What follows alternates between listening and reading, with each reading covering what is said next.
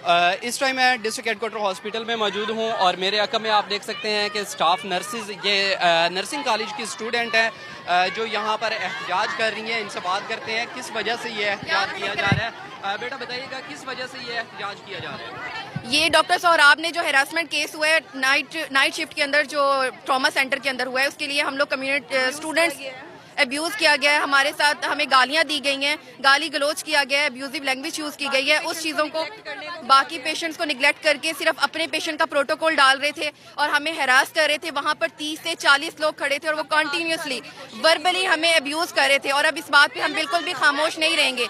हमने ये स्टूडेंट है, बेटा आप बताइएगा क्या वजह है अब तक इस पे एक्शन क्यों नहीं हुआ और एप्लीकेशन कब सबमिट? जब डॉक्टर का कोई प्रोटोकॉल का पेशेंट होता है तो उनके अटेंडेंट्स भी हमारे साथ स्टूडेंट के साथ बदतमीजी करते हैं और प्रॉपर वीडियो बना रहे होते हैं कि ये ऐसे काम कर रही है हमारे पेशेंट का, ये ऐसे काम, मतलब हमारी कोई रिस्पेक्ट नहीं है।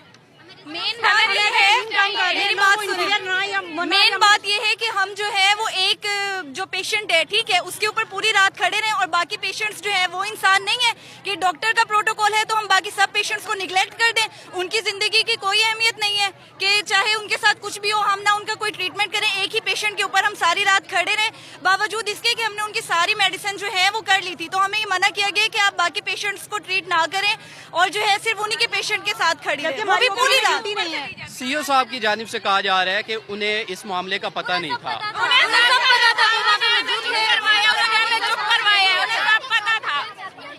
डॉक्टर ने कहा, हमसे एमएस ने कहा था कि वो अपनी सेंसेस में नहीं थे, तो जहाँ पे जो डॉक्टर थे वो अपनी सेंसेस में नहीं है तो पेशेंट का इलाज कैसे करेंगे? वो कह रहे हैं कि वो शराब पी के आते हैं या ड्रग्स लेके आते हैं, तो ये उनकी जिम्मेदारी है और सबसे पहले इदारे की यही बनती है कि वो उनको निकालें यहाँ से। अगर वो अपनी सेंसेस में ही नहीं है तो पेशेंट का इलाज कैसे करेंगे? वो हमारे स्टाफ को ये मामला आपके साथ पेश आया? मेरे साथ हुआ है, मेरे साथ और मेरी जूनियर आयशा असलम के साथ पेश आया। जो सीईओ साहब कह रहे हैं कि उनको नहीं पता था, आप बताएं कितनी बड़ी रिस्पॉन्सिबिलिटी है। हमने हफ्ते की सुबह 9 बजे हम उनके ऑफिस गए हैं, एमएस के ऑफिस गए हैं, हमने उनको रिटर्न एप्लीकेशन दी है। मेरी मैम इंस्ट्रक्टर हम उनके ऑफिस गए हैं और इसके बावजूद आज तीसरा दिन है, कोई एक्शन नहीं लिया गया। और फिर वो कह रहे हैं वो इस हॉस्पिटल के वो एचओडी हैं और वो ये इतनी बड़ी बात होने के बाद, इतनी बड़ी ट्रेजेडी होने के बाद वो ये कह रहे हैं उनको पता नहीं है।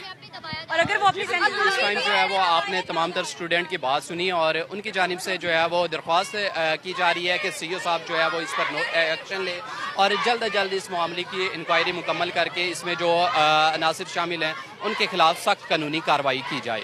जी।